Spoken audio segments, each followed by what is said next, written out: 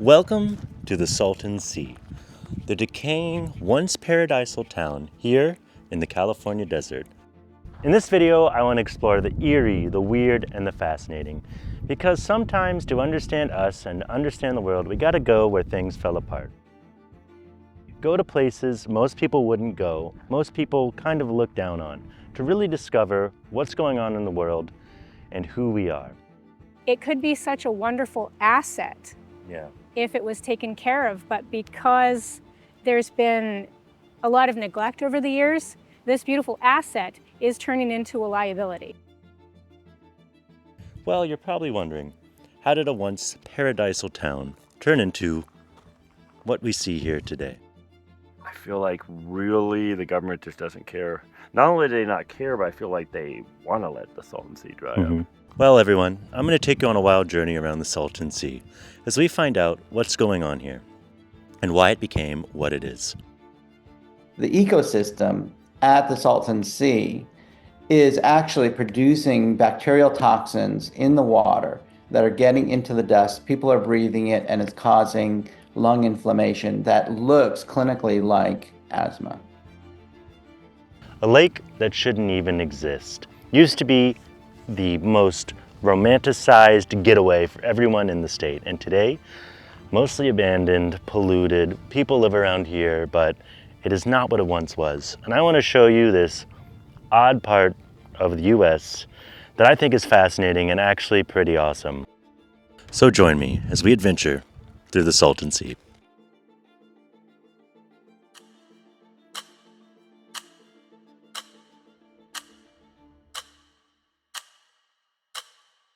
Standing here now, it's hard to imagine this used to be California's version of the French Riviera. To understand what it's become, we have to go back to the moment it was never supposed to exist. And here, another touch of nature's magic. Here in the desert, a sea called Salton Sea. Landlocked, rich in beauty and allure, 35 miles long, 10 to 16 miles wide, its maximum depth, 40 feet. It looks like something out of a dream, or maybe a memory, but the Salton Sea wasn't created by nature. It was a mistake, an accident. In 1905, engineers tried to bring water from the Colorado River into California's Imperial Valley to irrigate farmland, but their canals weren't built to withstand the river's powerful flow. After heavy rainfall and snowmelt, the river burst through a poorly constructed canal, sending massive floods rushing into a dry, salty basin known as the Salton Sink. This was left unchecked for nearly 2 years, creating a massive inland sea where there had been nothing but dust and salt. And just like that, California's largest lake was born by accident. In the 1950s and 60s, the Salton Sea became a mirage of prosperity, a tourist hotspot, a working-class paradise. People came here to water ski, fish, and party. Celebrities made appearances, developers built marinas. But a paradise built on accident doesn't last forever. I'm in the median of this old road. Just a bunch of dead trees. It's so bright out. Dead trees. No one's here. On this side too. Just nothing thriving. This whole road is just like, man, there's just stuff growing out of it. I just love to have seen it. I'd love to have seen it. Its heyday. I could tell this was an opulent little road. It is not what it once was. Completely different. Very different than it was about 60, 70 years ago. The sea had no outlet, no drainage, no water flowing in or out. The only way water left was through evaporation, leaving salt and chemicals behind. All the water from the Colorado River has been diverted to San Diego, Los Angeles. They don't really care about this. By they, I mean the man, the gov, you know. To this day, it relies on agricultural runoff to survive. And when storms and floods came in the 1970s, they destroyed the shoreline. People stopped coming. The dream started to rot. Communities that had once thrived were now surrounded by decay. What was once a dream is now slowly drying out in the sun. Yes, this too was once the desert. But today, the majestic snow-capped mountains look down upon the greatest of man's miracles, the bringing of life into the barren. I came here to see what remains of that dream, and what it's like for the people still living inside it. So behind me are what used to be these little canals, but now completely dried up. Nothing there, a little bit of water. It's like orangey, but it used to be nice little canals. It's even like I see a boat in it, but it's just completely on land. Yeah, these canals are no more, and this house is right on the water here. I'm gonna be honest with you, like I've been here a couple of times, and it smells the worst I've ever smelled it. Today is probably the worst. Like it smells, it's just this rotten egg sulfur smell. It stings the nostrils. Like it's pretty aggressive. It would not make a good cologne. It's just a rough smell if you're living right by the sea to smell this every day. I've been here for like 10 minutes. I feel like a giant wuss. On the western edge of the Salton Sea, scattered along the shoreline, sit a trio of desert communities. Desert Shores, Salton Sea Beach, and Salton City. They were once vibrant resort towns. Here, the landscape is breathtaking, but the air makes you want to hold your breath. Oh, that stink is stinking. I'm getting up out of here. I'm getting away from the shoreline. Oh my God, it just like a breeze came. Oh my gosh. It smells like everyone at a nursing home farted at the same time. The last of the fish, I think, have died off, pretty much. So now the fish bones that used to getting barked at by a very big dog. I own a little one too, how adorable. The fish that used to live here, no more. So the sand here is really bony. I'm wondering if this is crushed up fish. Can someone in the comments tell me if this is crushed up fish bones? Because this is not a sand I've seen anywhere else in my travels. Maybe I just don't pay enough attention to sand. What's causing this awful smell? Decades of agricultural runoff have filled the Salton Sea with fertilizers, triggering massive algae blooms. When these algae die, they suck the oxygen out of the water, turning the lake into a dead sea where almost nothing can survive. Over the past several decades, the Salton Sea has slowly been shrinking. As water inflow has decreased and evaporation continues under the desert sun, the shoreline recedes, exposing vast stretches of dusty, chemical-laden lake bed.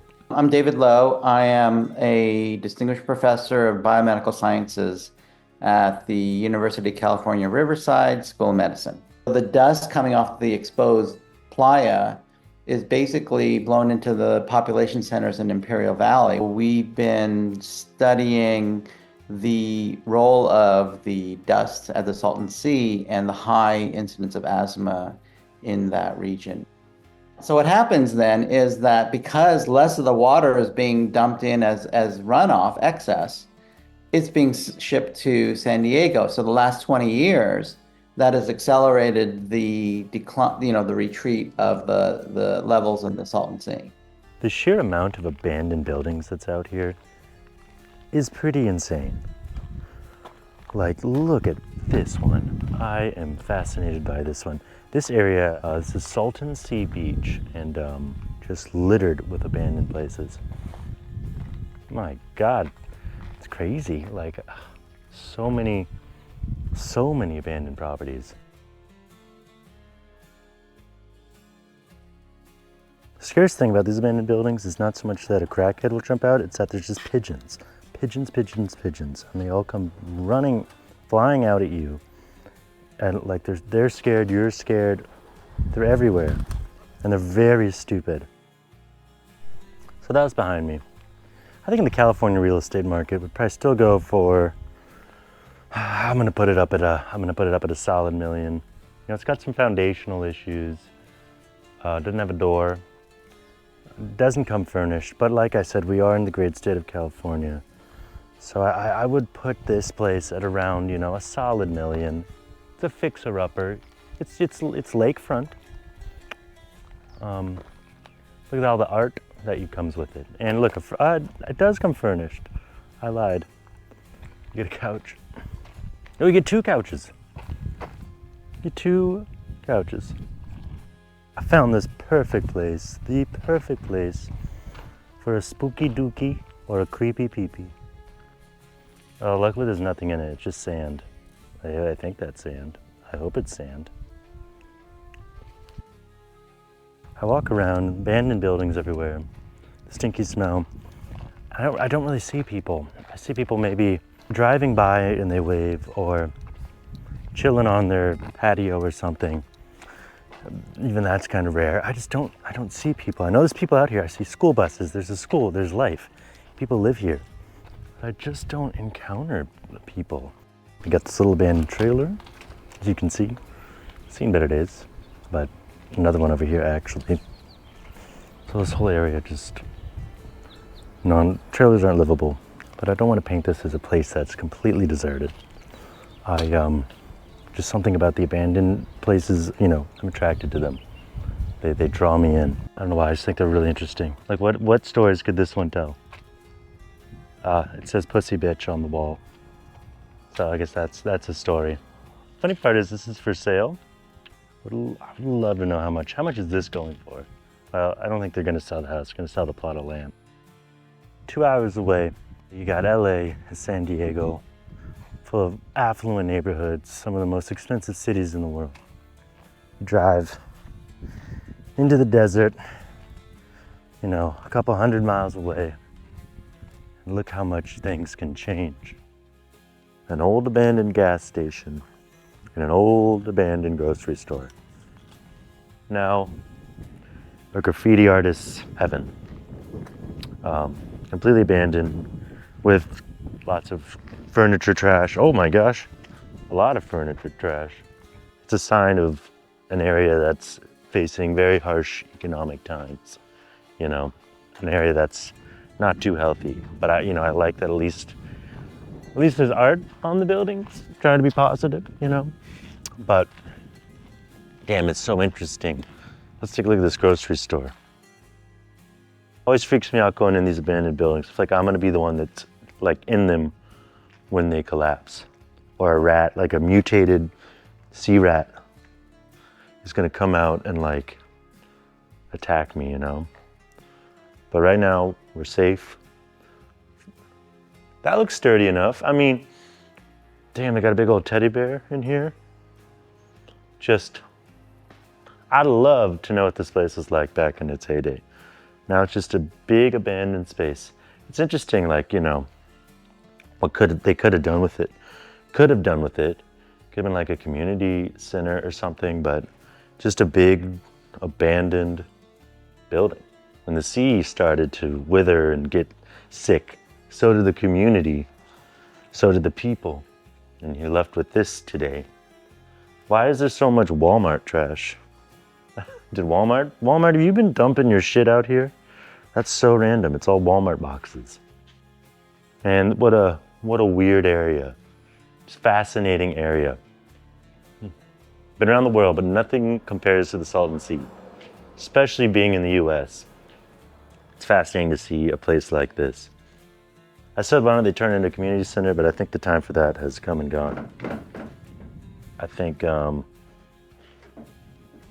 this thing needs to be just destroyed. A baby stroller with glass in it. It's kind of a sad sight. But not everyone here sees the Salton Sea as a forgotten place. On the other side of the lake, a different kind of community has emerged, one fueled by art, defiance, and the refusal to leave. This is Slab City. I'm out here in Salvation Mountain, kind of a famous art installation here at Slab City, and I'm 99.9% sure that's a trash fire. So there's burning trash behind the mountain, which really makes for an interesting scene. Look at that black smoke. That cannot be good to inhale. I mean, it's creating, look at that, huge plume of smoke all around. But anyways, this is Salvation Mountain. Was created by Leonard Knight, and he made it as his tribute to God, to Jesus. It's been here for a long time, I think since the 90s, maybe even before that actually. So I made it to the top. And fun fact about me, I'm afraid of heights. Not too much grip on these steps. You gotta face your fears sometimes. I got the power of Salvation Mountain behind me, the power of God. So I think we're good. Fire department's here. I'm assuming because of this giant fire going on behind the Salvation Mountain. Great view though, great view. Slab City is just a few miles from the shrinking shoreline of the Salton Sea. It's one of America's most unique communities. It's now a patchwork of artists, nomads, veterans, off-gridders, and free spirits who've carved out a home in the California desert. So why is this place called Slab City? Well, here is a key to the answer. Slab City used to be like an old army barracks, army grounds, and all these concrete slabs they left behind from the army days. That's why it's called Slab Cities. So this looks like to me some sort of checkpoint from back in, I don't know the year exactly, but yes, this is one of the old concrete slabs left behind from Slab City's old army days, way back in the day, probably 50s. Yeah, now it's decorated pretty. Welcome to Slab City. There's no electricity, no water, no rent, and no rules in the traditional sense. But to call it lawless misses the point. For many who live here, Slab City represents freedom and community on their own terms. You're going to have had some harshness in your life. You're going to have been through some things. You're going to have patience.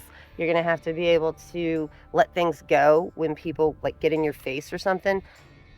This place might feel like the edge of the world, but it's deeply connected to the Salton Sea. Many of the same forces, environmental neglect, economic shifts, and isolation have shaped life out here. Man, they got the funkiest stuff out here. Look at all this colorful pink. Pink car with mushrooms on it. Pink boat. Pink house. Another pink boat. Just funky. It's so cool. Eclectic. Purple restroom. Pink tree branch. Pink. On the side of Slab City, you'll find East Jesus. The old saying, one man's trash is another man's treasure, comes to life here. It's a living, breathing art experiment in the heart of the desert. So far, my favorite thing I've seen here at East Jesus is this anti-dolphin propaganda. It says, dolphins, whose team are they on anyway? Paid for by Americans for a dolphin-free future. And dolphins killed Jesus so they could invent evolution, then converted to Christianity to make Santa not real. I have no evidence to refute any of these claims. So as of right now, I believe this fully. I think I'm going to join the Americans for a Dolphin-Free Future. Evil, godless bastards swimming in the ocean.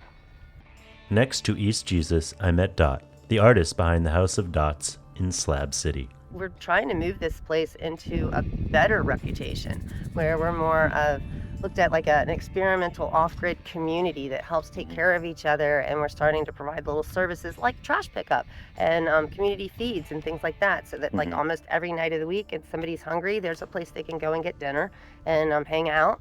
And it goes on through the summer, so we don't stop that type of behavior just because the population starts to decrease. We still want this to be a real full, rich community out here. What brought me out here was just like everybody else. Let's go see what Slab City is all about, you know? Let's just go take a little peek.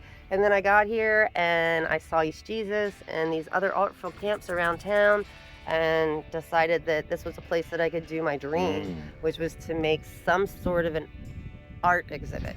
I didn't know exactly what I was going to do when I got here. It's kind of a mind of its own in a way. But yeah, it just kind of morphed into this maze of all these installations and all this. But the reason I stayed was because I knew that with this much traffic coming in here, if I wanted my art to get seen, it was going to get seen here. A little lost here in Slab City. Not really sure where I am. Car that doesn't work. Tire. Old bicycle. Other things. Oh, I stepped on some glass. Oh well. This tree has been turned into a makeshift. I don't really know. I don't know what's in it, but it's got stuff in it. There's a lot of random stuff laying around here. Because this place has a reputation of lawlessness and craziness, but every time I've been here, it's been pretty chill. Just different. Just different than what you would see in other places. Like you wouldn't see this in most places, so it's just different. What would a trip to the Salton Sea be without visiting the iconic Bombay Beach? A small town, a population about 300, former resort town, former booming town like many of the towns around here. A lot of abandoned, deserted buildings. Weird place, funky place. People, once again, still live there. There's life there, but it's much different than it used to be. Let's go check it out. What does Bombay Beach in the modern day have to offer? You're here with Kevin Key. I've been coming to Bombay Beach since 2008. I moved here full-time about a year and a half ago. Like, what brought you out here initially? What was the draw? It was Decay, all the abandoned buildings and all that. I always loved photographing that kind of shit. And then eventually it just became the whole community, the people and all that. So it's like a little bit everything now. Would you say there's a pretty strong community around this? Yeah, very, very strong, tightly knit community, especially here in Bombay Beach. Abandoned place. Across the street. People just living, chilling, existing. But this one's incredibly burnt, and there's sand in it. This one's completely, I don't think this one has much saving. Oh, the satellite dish made it. So at least you can, oh, there's a cat. Oh, kitty, kitty, kitty, kitty. So I was wrong, someone does live here. He's just small, four-legged, and fluffy. Where did he go? Oh, he ran away. You may not be able to sleep in here. You may not be able to sit or smile, but you will be able to watch your favorite reality TV show. So I guess, you win some, you lose some. Well, a lot of people think, like Bombay Beach, they think, oh, it's just an abandoned community. They don't realize there's over 300 people that live here year-round. And what do you think draws people out here? Just kind of the freedom to do whatever you want in most regards. Not a lot of rules and regulations. People will set off fireworks. People can ride their dirt bikes and shit, all around here. So I guess there's a true sense of freedom. Yeah, true sense of freedom, and not the political sense where all they care about is guns and Bibles. There's actually freedom for a lot of things. So I'm walking down one of the residential streets here. So many bugs biting me right now. One of the residential streets here, Bombay Beach, and it's very quiet. It's calm. These houses all look nice, colorful. This one's really nice, actually. So it's not all abandoned buildings. People live here. And that's really cool to see. And I think this area is going through some sort of it's a resurgence, I would say, of artists are moving out here. I think it's becoming trendier.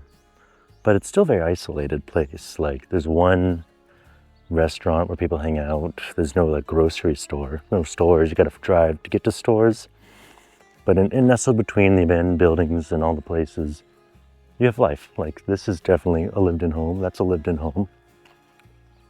This is one of the non-abandoned streets here in Bombay Beach. Some of these places are really cool looking, actually. Oh, big dog. Oh, dogs love barking at me. I'm hated by the dogs of the Salton Sea. Just in the last 6 months, the shoreline's gone back about about 75 feet. In this general area going on for, probably 50 miles, there's a lot of lithium just in this general vicinity. The Salton Sea just happens to be on top of it. But I also feel like maybe they want to let the Salton Sea dry up and put a massive solar, geothermal, or lithium farm out here. I could see that, yeah. I always feel like over the years, there's this organization, the Imperial Irrigation District, and I've just seen it since 2008. Various other communities, they chase people out, they bulldoze down any and all buildings, try to remove any trace of people having been here, and then they put up a bunch of no trespassing signs. It's they obviously don't want people here. This is the Bombay Beach Drive-In. It's an art installation. It's supposed to be an old drive-in movie theater. Every car is obviously not in working condition. This out of all the cars is my favorite. I like the yellow, so I like that. It's unique, it's different. The colors are what get me. So if I had to pick a car to remodel, restore, I'd pick this yellow thingamabob. It's beautiful, comes with free plywood. Beautiful car. Oh, it also comes with, women's undergarments, I believe. Come out here and visit, check it out. Mm-hmm. A lot of friendly people and just an awesome community. Yeah. Yeah. So you'd say you love the area? I love the area. For some, the Salton Sea is a place to visit, and for others, it's a place to escape. But for many, it's still home, a place filled with memories, struggles, and a fierce sense of resilience. I met Jasmine, a lifelong resident to hear firsthand what it means to live here day after day in the shadow of the shrinking sea. I first came to the Salton Sea when I was 10 years old. My mom brought us out here because she was reading about the high salt content and thought that it might have healing properties like the Dead Sea in Israel. When we stepped out onto the beach and saw this beautiful blue body of water, we just fell in love with it. It didn't matter that there was, fish bones on the shore, because we came at a time when the tourism had started to die down, but that was okay. We really loved it here, and we kept coming back year after year, and it was just one of the greatest things. What I really miss is the amount of wildlife that used to be here. It wasn't even too long ago, like I'd say 2015, there used to be flocks and flocks of birds. Like my favorite birds are the pelicans. And there used to be just hundreds on the shore all around the Salton Sea, not just in certain areas that like where the fresh water comes in at the rivers, but I mean like in Salton City, in Bombay Beach, in Desert Shores, in North Shore. They were just there all the time. And as the water has become more and more salty, the tilapia have died out, not necessarily because the water is so polluted that it's killed them. It's that with such high salinity, the fish are unable to keep reproducing, right? Because high salt impacts the ability to procreate. So what has happened to the tilapia is they just live out their lifespan and they die out without being able to regenerate. So what are problems people face out here, whether it's health or just living conditions? So there's a lot of unemployment and poverty in the area, trouble with our roads, they're in very poor condition, and of course health problems. But also I think there is a huge disconnect to the environment around us. A lot of people just think the Salton Sea is a stinky body of water. They don't necessarily see it as a living ecosystem. And that's my focus in particular. I love the Salton Sea as an ecosystem. I believe it is beautiful. I believe it is alive. It needs to be taken more seriously. And I feel like it needs to be a higher priority. And I don't just mean mitigation efforts, because mitigation is very one-sided, right? It's not true restoration of anything. If we had restoration of the environment, I feel like that would be a much greater benefit for the communities and the entire region, because when the environment is healthy, I believe that's when our communities are healthy. I don't want to be alarmist, except I do want to be alarmist, because what's happening there is a preview of what's happening elsewhere in the globe. There are appears to be similar increases in asthma in residents living near the Great Salt Lake in Utah. High incidence in asthma admissions to hospitals in Mono Lake area. And then if you go to Asia, you see the same thing. You have drying lakes, you see increased incidence of asthma. The Salton Sea is actually not toxic. It's actually a beautiful place. It's a mysterious place. It's a dynamic place. And when you take the time to really look, to be open-minded, that's when you really understand the true nature of the Salton Sea. Behind me, as you can see, the Salton Sea. Still there, still chilling, but it faces an uncertain and interesting future. And I've learned that this place is gravely misunderstood. It's home for a lot of people. It's still a cherished place for many, even if it's a place that has uncertain future and sort of looked down on. And this is the largest lake in the entire state. Sometimes collapse doesn't happen in an instant. It happens slowly, quietly, beneath the surface, until one day it's too big to ignore. The Salton Sea was once a mistake, then a miracle, then forgotten. But it is still alive, still breathing. California is probably one of the most expensive places to live in the world. It's just crazy how this can be in this state. And with Hollywood and big tech industries and all the money the state had, what the 5th biggest economy in the world, and still, with great wealth, was great property. Decay can happen anywhere, when we stop paying attention, when we treat nature like a resource and not a relationship. The Salton Sea is more than a dying lake. It's a mirror, a warning, a cautionary tale about what happens when we ignore the balance between people and the planet. The story of the Salton Sea is not over, but neither is ours. What we lose and what we save will always be connected.